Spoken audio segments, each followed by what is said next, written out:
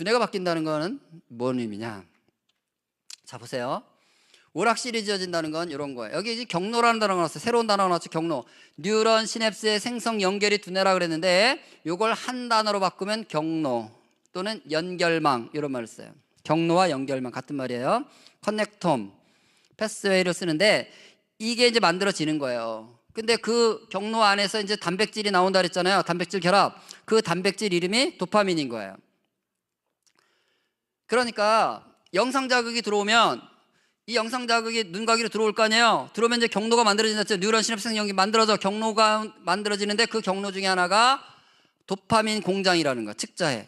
공장과 연결을 돼 있어요. 그래서 도파민이 뿜뿜 나와. 그러면 우리는 뭘 경험해요? 재미와 욕망과 쾌감과 즐거움을 경험하게 되는 거예요. 그래서 아이들이 TV를 보면, 게임을 하면, 영상을 보면서 아주 해맑은 표정을 짓잖아요. 그때는 왜? 도파민이 막 나오거든. 근데 문제는 일상생활 할 때 문제가 되는 거예요. 여기까지는 이제 하나의 두뇌가 시스템이 바뀌고 있는 건데 이게 왜 문제냐? 이 항상성이 문제가 되는 거예요. 오늘의 세 번째 키워드 항상성. 자, 복습합니다. 첫 번째 키워드 부모는, 두 번째 키워드 선택적용. 오늘의 세 번째 키워드 항상성.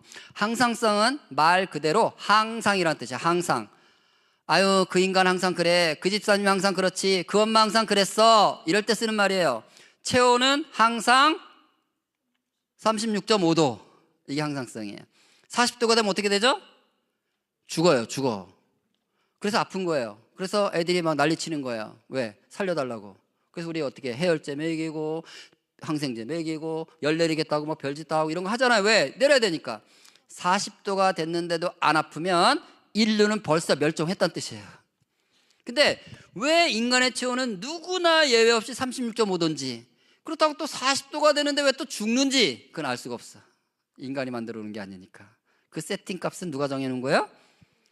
설계하신 하나님이 하신 거라서 우리는 알 수 없어. 근데 그런 건 존재해. 이게 항상성이에요. 바로 그 항상성이 두뇌에도 있다는 거예요. 두뇌는 도파민 항상성이라는 게 있다는 거예요. 그래서 우리 두뇌가 어떤 기능을 하려면 도파민이 필요한데 도파민이 50개가 나왔을 때 두뇌 활동이 최적화되도록 디폴트 값이 정해져 있다 이런 뜻이에요. 예를 들어 볼까요? 자, 여기 이제 주황색 부분이 주의를 유지하는 곳이에요. 주의력 집중, 주의 집중하는 곳. 우리가 뭔가를 하려면 주의를 집중해야 되잖아요. 주의를 집중하는 뉴런들이 저기 있어요. 장기들이 저기 있다는 뜻이에요. 저기에 그런 장기들이 있는데 이 장기가 작동을 하려면 도파민이 필요하다는 거예요. 근데 그 도파민 수가 정해져 있다는 거야. 50개 이런 식으로. 도파민이 들어와야 주의력이 유지가 되는 거예요. 근데 이제 도파민이 안 나오면 마치 엔진이 아무리 좋아도 연료 떨어지면 돌아요, 안 돌아요? 안 돌잖아요. 근데 이제 TV 게임, 스마트폰 이제 많이 하는 아이들은 도파민이 50개가 나와야 되는데 100개가 나온단 말이에요. 근데 100개가 나오면 필요한 건 몇 개라고 그랬어요 지금? 50개. 나머지 50개는 단백질이 쓸데가 없어. 그래서 어떻게 해요? 노폐물이 되는 거야. 쓰레기가 되는 거야. 그러면 노폐물이 막 쌓이면은 뇌에 좋아요, 안 좋아요? 그러면 이제 공장에다 피드백을 보내는 거예요. 야, 여기 지금 노폐물 쌓이는데 왜 이렇게 자꾸 생산을 많이 해? 좀 줄여 해서 생산 공장 라인을 50개에서 30개로 줄여버리는 거예요. 항상성을 유지해야 되니까. 여러분 생각해 보세요. 공장에서 물건을 계속 만들어서 그 창고에 보내는데 경기가 안 좋아서 창고에서 반출이 안 돼. 자꾸 물건이 쌓여. 그러면 공장에서 이 창고 책임자가 계속 받아서 쌓아놔요? 아니면 공장에다 뭐라 그래요? 재고 쌓이니까 좀 줄여! 그럴 거 아니에요. 그러면 어떻게 해야 돼? 공장은 어쩔 수 없이 줄여야 될, 맞춰야 될 거 아니에요, 항상성을. 뇌에서 그 일이 벌어지는 거예요. 이해됐죠? 여기까지는? 어렵지 않죠? 근데 여기 보세요. 스마트폰 많이 하는 애는 그럼 생산 라인이 원래 디폴트 값대로 50개예요? 30개예요 지금? 제 말이 너무 빨라요? 아니, 시간이 없어서 제가 또 올라가야 되잖아요. 서울을 다음 주에 또 오기 위해서 또 가야 되는데 4시까지 맞춰야 되는데 지금 30%밖에 못했어 지금 진도를. 그래서 말이 지금 2배속으로 가는데 여러분도 같이 멍 때리고 있으면 이거 지금 나 혼자 뭐 하나 싶어 지금. 알아듣고 있는 거예요? 그럼 여 스마트폰에 빠진 저 왼쪽에 도파민 생산 라인 지금 50개예요? 30개예요? 그쵸, 30개지 30개. 나 혼자 빨리 가는 건가 아주 같이 오고 있는 건가 지금 모르겠다. 지금 나는 바빠 죽겠어. 지금 시간 없어가지고. 자, 30개예요 지금. 그러면 게임을 하거나 영상을 볼 때는 상관없어.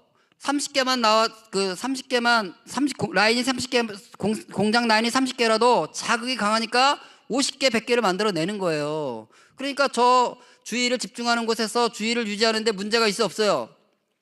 충분히 문제가 없지. 왜? 이미 충분한 양이 나오잖아, 자극이 강하니까. 그래서 게임하면서 엄마, 게임 너무 지루해, 그만해, 졸려서 게임 못, 이러지 않잖아, 애들이. 영상 보다 말고 아우 지루해 뭐 이러면 딴짓 안 하잖아요. 왜? 집중하잖아. 왜? 그만큼 도파민이 나오거든. 근데 여러분 일상생활 할 때 문제가 되는 거야. 숙제하러 앉았어요. 과제하기 위해서 앉았어요. 그러면 저기 정상적인 아이 저기 도파민이 50개가 나와야 주의를 유지해서 30분 동안 숙제를 하는데 스마트폰 많이 하는 애들은 지금 생산량이 30개니까 30개밖에 못 만들어낸단 말이에요. 그럼 도파민이 나오다가 연료가 떨어지는 거예요. 공장에서도 안 만들어내니까. 그러면 어떻게 주의를 유지하는 일을 할 수 있어, 없어요? 못하잖아. 그럼 어떻게 10분만 지나면 벌써 일어나서 돌아다니기 시작하는 거예요. 혼자 잘 놀고 있는 동생, 지 숙제나 할 것이지 괜히 동생 괴롭히고 있는 거야. 가서 싸우고 있는 거예요. 왜? 동생을 괴롭히면 또 도파민이 나오거든요. 여러분 동생 있는 분들은 아실 거예요. 어린 시절에 동생 괴롭히는 것보다 더 즐거운 일이 없었잖아요. 도파민 나와서 그런 거거든요. 그래서 자꾸 주의를 유지 못하고 저렇게 연료가 떨어져서 산만해지는 거. 이걸 ADD라고 그러잖아요. ADD. 주의력 결핍 장애. 자, 교실에서 이제 수업을 듣습니다. 여러분처럼 제가 이렇게 말을 하고 있으면 여러분 지금 저한테 지금 집중하려면 계속 어디가 노력을 해야 돼요?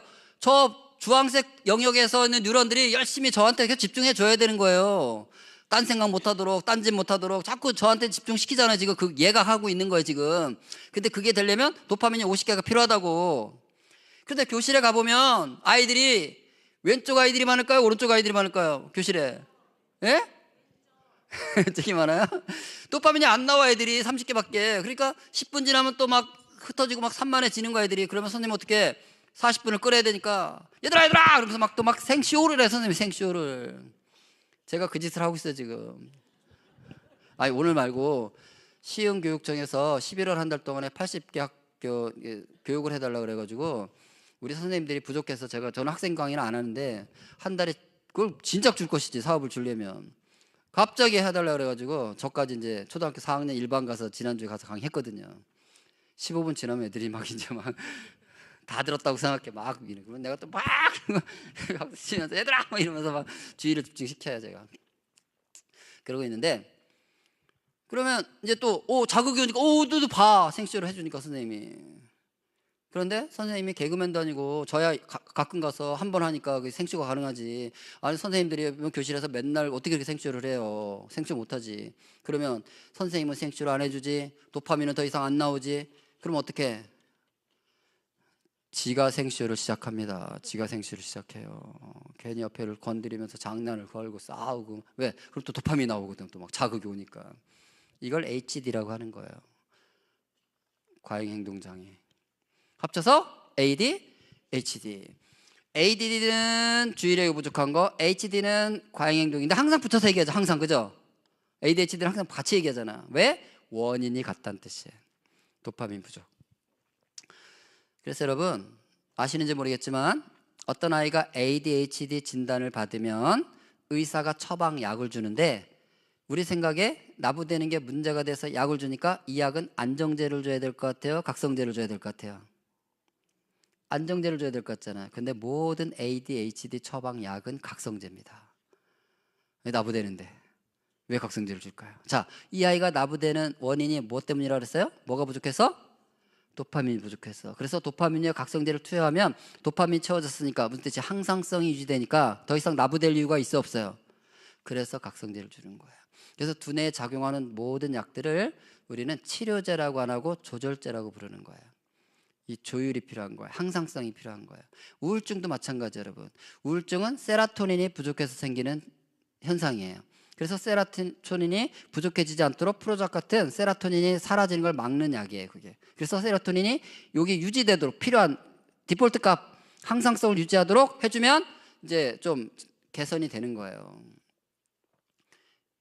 그런데 여러분 그러니까 우리 두뇌에 항상 이게 뭐 도파민뿐만 아니라 신경 전달 물질이 100가지가 있고 100여 가지가 있어요. 그래서 작용하는 그것들이 다 디폴트 값을 하나님 만들어 놨기 때문에 그게 유지돼야 되는데, 이 선택과 경험으로 인해서 TV 게임, 스마트폰에 많은 자극을 우리가 접하면서 이 공장의 디폴트 값이 30개로 줄어버렸으니까 문제가 생겼잖아요.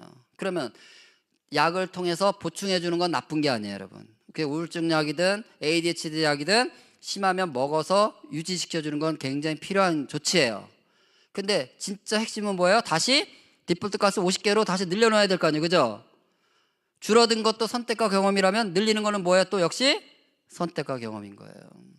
그래서 이 아이가 어떤 선택과 경험을 하면 그럼 다시 도파민 양을 그 공장을 사이즈를 원상태로 만들 것인가, 여기에 대한 우리의 이제 궁금증이 있는 거죠. 이런 단서를 처음 제공한 사람은 이제 와일드 펜필드라는 사람인데, 이 사람은 뇌를 수술하는 의사예요. 1930년대에 뇌를 뭐 촬영하는 기술이 없으니까 뇌를 보려면 일단 열어야 되는 거예요. 열어. 근데 멀쩡한 사람은 열 수가 없잖아요. 그러니까 간질환자들의 뇌 절제 수술하는 거 아시죠? 그거를 하는 의사라서 이 사람은 뇌를 열어서 항상 만지는 사람이었어요, 의사로서. 그래서 이 사람이 뇌를 만질 때마다 놀라운 사실을 발견한 거예요. 뇌를 만졌는데 막 손이 움직이는 거예요. 뇌를 만지는데 막 입이 움직이는 거예요. 그래서 이 사람이 알게 된 거예요. 아, 우리 뇌에 운동 감각 영역들이 신체 일부 어디로 다 연결점이 있다라는 걸 알게 된 거예요. 그래서 이 사람이 55명의 환자들의 뇌를 자기가 꼼꼼하게 다 찔러봤대요. 다 찔러봤더니 글쎄 우리 뇌 30%는 양손 쪽으로 연결되어 있더라는 거예요. 25%는 입과 혀로 연결되어 있더라는 거예요. 15%는 양 발로 연결되어 있더라는 거예요. 우리 두뇌 70%는 손과 입과 발로 연결되어 있더라는 거예요. 우리 몸의 단위 면적은 엉덩이가 제일 크지만 아무리 엉덩이를 써도 뇌에는 자극이 간다 안 간다? 어디를 써야 뇌가 자극된다? 손과 입과 발. 그래서 우리 아이들이 그렇게 놀이를 하도록 만들어졌다는 뜻이에요, 여러분. 아이들의 놀이를 관찰해 보세요, 여러분. 놀이터에 나가보세요. 늘 손을 움직이고요, 늘 뭔가 이야기를 하고 있어요. 그냥 조용히 뛰어놀면 좋겠는데, 저희 집 앞에 놀이터거든요. 창문을 열으면 못 열어요. 4시가 되면. 왜 시끄러운지. 그냥 뛰어놀면 안 돼, 그렇게 시끄러워. 그렇게 만들어진 거예요. 그리고 발이 부지런하고 손과 입과 발을 하면서 놀이하고 운동하고 아이들이 그렇게 움직이는 것이 바로 두뇌 70%를 연결하는 항상성을 유지하는 하나님의 창조 원리라는 걸 아셔야 돼요, 여러분. 그래서 이렇게 아이랑 데리고 나가서 ADHD 아이가 좀 약간 ADHD 약간 경계선에 있다 싶으면 아빠나 엄마가 아이랑 충분히 뛰고 움직이고 땀 흘리고 놀면요, 애들이 엄청 기쁘게 놀잖아요. 좋아하잖아요. 그리고 도파민 100개가 나오거든요. 도파민 100개가 나오는데 온몸을 쓰니까 여기 뇌를 다 사용하고 있으니까 도파민이 필요한 데가 너무 많아지는 거라서 다 써버려요. 휴유증이 없어. 근데 생산 라인이 30개인데 100개 만들려면 쉬워요, 어려워요? 그럼 어떻게 해야 돼? 할 수 없이 생산 라인을 늘려야 되겠죠. 이게 치료법이라는 거예요, 여러분. ADHD를 치료하려면 선천적으로 태어날 때부터 유전적으로 공장을 30개 갖고 태어난 아이들도 있어요. 이거는 단순히 선택과 경험을 한다고 유전자를 바꾸는 건 쉬운 일은 아니겠죠.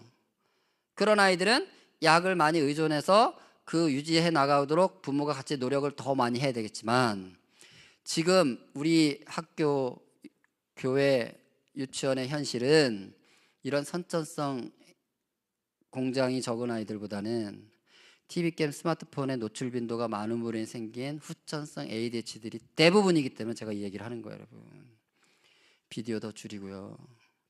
특히 영어 공부한다고 비디오 보여주는 거 당장 끊으시고요. ADHD 증상이 있다면 그거 지금 영어 몇 마디 하는 게 하나도 중요하지 않다는 걸 아셔야 돼요, 여러분. 우리말이나 좀 잘하게 하세요, 제발. 우리말이나. 우리말끼나 좀 잘 알아듣게. 목사님 설교하면 그 말끼나 좀 잘 알아듣게. 그 영어 시킨다고 뭐 애들을 엉망 만드는. 그래서 줄이고 뭘 해야 돼요? 손과 입과 발을 충분히 움직이면서 깔깔거리고 놀 수 있는 환경을 만들어줘야 되는 거예요. 근데 여러분, 부모님들이 어때요? 요즘에 아이들이 다 이 짓 하고 있으면서 손으로 움직입니까? 입으로 움직입니까? 발로 움직입니까? 손과 입과 발이 묶였다는 얘기는요, 두뇌 70%가 셧다운 됐다는 뜻이에요. 그럼 도파민 쓸 일이 있어 없어요? 다 셧다운 됐으니까. 없지. 근데 자극은 강해 약해 지금? 그러면 항상성이 이제 도파민이 많이 나오는데 노폐물이 더 많이 쌓이는 거예요. 그럼 어떻게 해요? 생산 라인을 줄여라 이 일이 계속 되고 있는 거예요. 그 지금 엉망이 돼가고 있는 거예요, 여러분 지금. 그러니까 여러분 아이들이 어때 요즘에 학교 갔다 오고 학원 갔다 오고 너무 지쳐 있으니까 그냥 집에 오면 이것만 또 쳐다보고 있는데 부모들이 해야 될 일이 뭐냐면 아이가 학교 갔다 오면 준비하고 있어야 되는 거예요. 얘가 오면 얘랑 어떻게 땀 흘려서 손갈까 발을 움직이도록 나는 뭘 도와줘야 되나.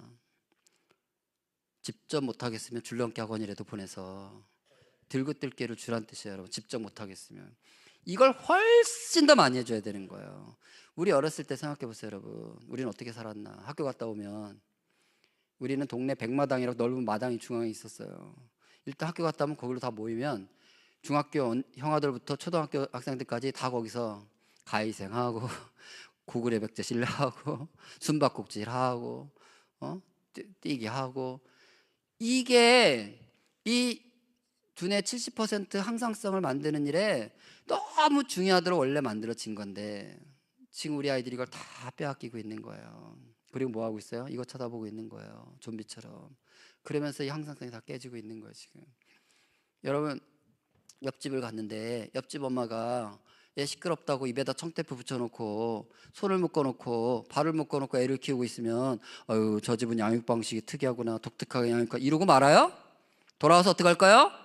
신고할 거 아니에요, 신고. 저는 여러분을 다 신고하고 싶어요. 여러분을. 제 신고를 받아주는 곳이 없어. 문제는 우리는 틈만 나면 TV 틀어놓고 틈만 나면 스마트폰 주고 틈만 나면 컴퓨터 앞에 게임 시키고 이러고도 우리 아이가 멀쩡하게 기대하는 건 여러분 큰 오산입니다. 더 많은 시간 손과 입과 발을 움직일 수 있는 그 환경을 어떻게 우리가 만들어줄까. 학원 보내는 것보다 100배 중요하다는 걸 아셔야 돼요. 애가 갔다 오면 어느 학원 보낼지 자꾸 고민하지 마시고 애가 학교 갔다 오면 학원이 아니라 어떻게 우리 아이의 두뇌 안의 항상성을 만들기 위해서 손과 입과 발을 충분히 움직이게 해서 뇌를 항상성을 유지하게 할 것인가에 초점을 맞춰야 됩니다. 지금 부모 역할. 우리 어렸을 때 부모들은 그런 역할을 할 필요가 없었지, 그죠? 알아서 잘 놀았으니까. 그리고 하루 종일 안 보여도 걱정도 안 하셨어요, 우리 어머니. 우리는 지금 10분만 안 보이면 그냥 엄마가 생 난리를 쳐. 10분만 안 보이면. 그래 얘가 뭘 하겠어. 엄마 눈앞에서 사라지면 벌써 엄마가 불안해 난리가 나니. 여러분, 그게 진짜 사랑이 아닌 걸 아셔야 돼요. 진짜 우리가 아이에게 뭘 도와줄지를 보셔야 됩니다. 이렇게 살고 있으니 여러분 중학교 교실에 가보면, 고등학교 교실에 가보면 정말 교실에 멀쩡한 애들이 너무 없어요. 진짜 다 이상해 애들이. 제가 딱 갔으면, 제가 아직 한마디도 아직 안 했거든요. 근데 왜 저한테 화를 내고 있는지 모르겠어요 애들이. 인상 쓰, 아니 내가 뭘 잘못했는데 왜 나한테 나 지금 강의로 왔는데. 그래, 개무시하고 엎드려 자꾸 떠들고 장난치고 완전 처음 본 사람을 그렇게 개무시하는지 모르겠어. 여러분 정상이 아니라는 걸 아셔야 돼요. 우울하다는 애 너무 많고요, 죽고 싶다는 애 너무 많고요, 자존감이 떨어져가지고 어쩔 줄 모르는 애들 너무 많고요, 남을 괴롭히면서 깔깔거리는 애들도 너무 많고요. 다 이상해지고 있어요. 왠지 아세요? 이 항상성이 다 깨져 있는 거예요 지금. 사람과 사람이 대면해서 어렸을 때 놀이를 통해서 함께 시간을 보내면서 이걸 조율할 수 있는 시간이 너무 부족해진 거예요. 이거 쳐다보면서. 원래 정신분열증을 옛날에는 정신분열증 그러니까 어감이 안 좋다 그래서 정신의학회에서 이름을 아예 바꿔버린 거 아시죠? 조현병이라고. 지금은 정신병이란 말 안 씁니다. 조현병이라고 합니다. 조현의 조자는 조율한다 할 때 그 조자예요. 조율, 튜닝. 그 조현병의 현자는 현악기 할 때 그 현자예요. 현악기 조율하는 게 정신병이에요, 여러분. 너무 이상하지 않아요? 보세요. 여기 오케스트라 멤버들이 200명이 앉아있다고 보세요. 200명이 왔어. 각자 다양한 자기 악기를 들고 쓸 거 아니에요, 오케스트라가. 그죠? 쓰면 제일 먼저 뭐예요?